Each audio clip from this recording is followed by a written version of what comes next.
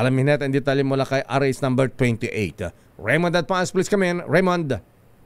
Mayor Elaine, isinusulong ni Senador Sherwin Gatchalian at Senador Risa Hontiveros ang dagdag na sabuan ng sahod ng lahat ng mga guro sa bansa.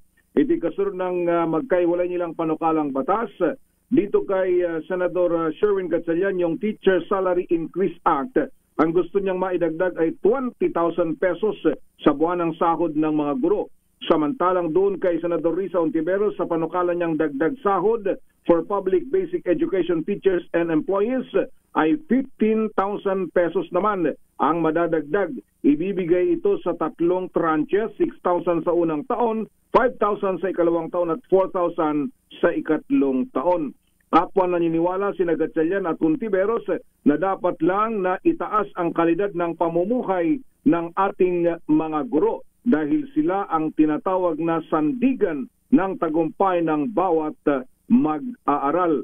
Sabi ni Hontiveros, sa taon-taon daw ay inirereklamo sa kanila ng iba't ibang grupo ng mga guro yung mababa nilang mga sweldo. Ito yung dahilan kung kaya't marami ang mga guro ang umaalis at naghahanap ng trabaho sa abroad. Yung iba nga ay hindi na sa pagtuturo na pupunta. Yung panukala nilang dagdag sahod ay dagdag pa doon sa nauna ng ipinatupad na salary standardization law.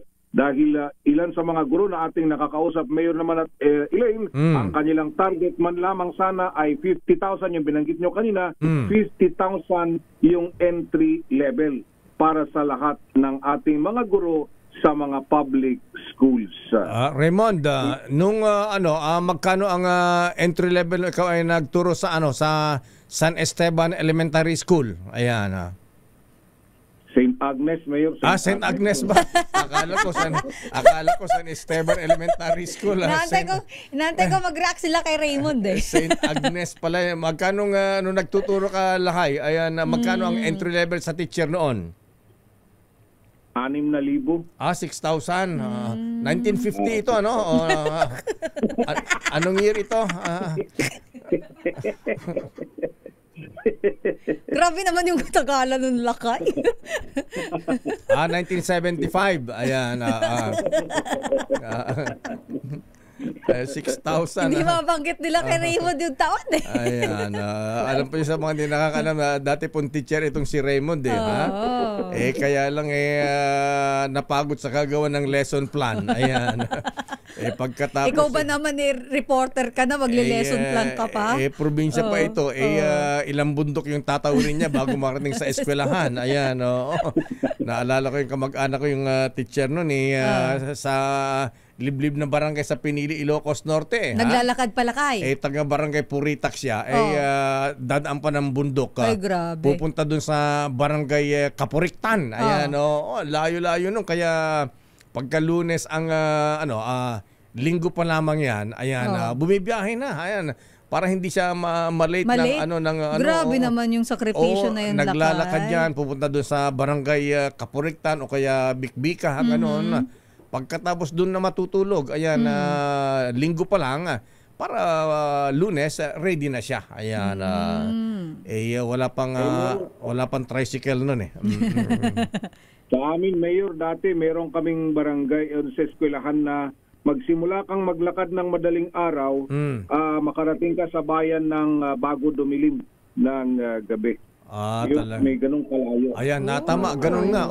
Hapon. Tapos hapon ng linggo, ayan, para abutin ng gabi doon, ayan, tama-tama, karating na doon sa barangay kung siya nagtuturo. Sakripisyo so, ganun din pala ang, akala ko may kabayo ka noon. Ayan, nilalakad mo lang pala. Hindi, lalakarin yun, Mayor. Lalakad talaga. Alam mo, minsan, maswerte pa nga itong ganun, Mayor, doon sa Visayas at sa Mindanao, yung tumatawid sa isla. Ay, totoo yan. Hindi lang tumatawid sa ilog, tumatawid pa ng isla. Nakakaawa yung mga teacher natin. Talagang Tapos pagdating sa eleksyon, kung kala mo kung utos-utosan lang sila ng mga politiko. Ay, oo. Kaya maganda rin to. Sana nga maging totoo itong mga panukalang ito dahil kahit paano makatulong doon sa ating mga public school teachers. Kaya yung allowance sa chok ni Raymond Dalpaas nun, yung kalahati ng chok, pinuputo na yan. Kailangan ano yan, isang araw, hindi maubos yung isang buong chok. Ayan. Ayan. Classic. Kaya pala may opening dito sa DZRH, sinunggabang ka agad. Ha? Ay ba yung 6,000 yan, naging times 3. Ayan. 18,000 na entry level dito sa DZRH. So, dito na siya. Ayan. Ang laki pa na allowance. Ayan. Pa-announce ka naman. Tawan-tawa sila kay Raymond sa'yo. Okay, Raymond. Ayan. Baka saan pa tayo mauwi. Anong tinuro mo? Good manners and right conduct ba? Hindi lang yun, syempre. Specialty. Recess ang specialty.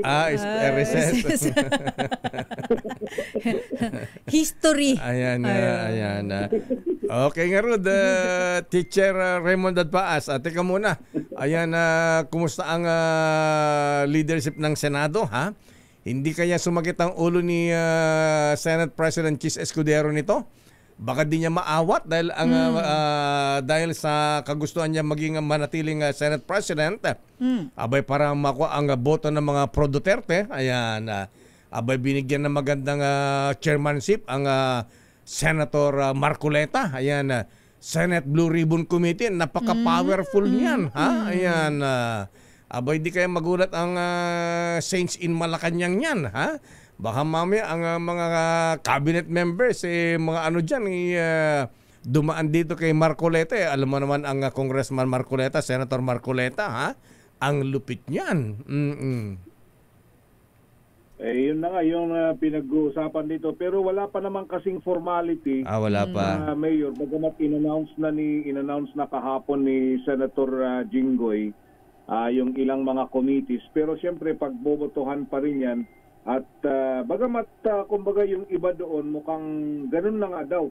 Dahil yung mga sitting senators kasi, yung karamihan sa kanila, i-retain na nila yung kanilang mga chairmanship. Kaya yung mga nabakanteng mga chairmanship na lang ang binibigay doon sa mga papasok na mga senador na nanalo nitong 2025 election, Mayor. Ayan. Okay, iba talaga yung galing sa Congress, ha? Sa Kamara. Unlike kina Senator Ping at Senator Tito Soto, hindi naging congressman, si Senator Chis, ayan, alam niyang gamitin ang power of the pork. Ayan, di ba?